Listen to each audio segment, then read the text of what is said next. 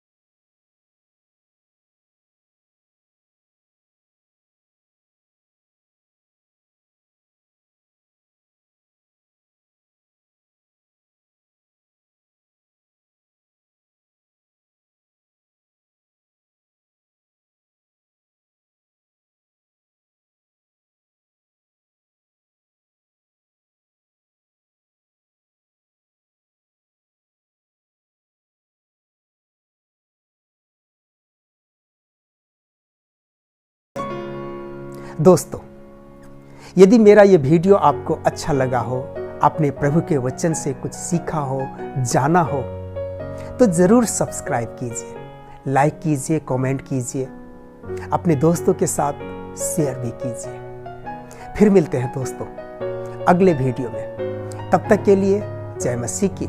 प्रभु आप सबको बहुतायत से आशीष प्रदान करे, बुद्धि और ज्ञान प्रदान करे।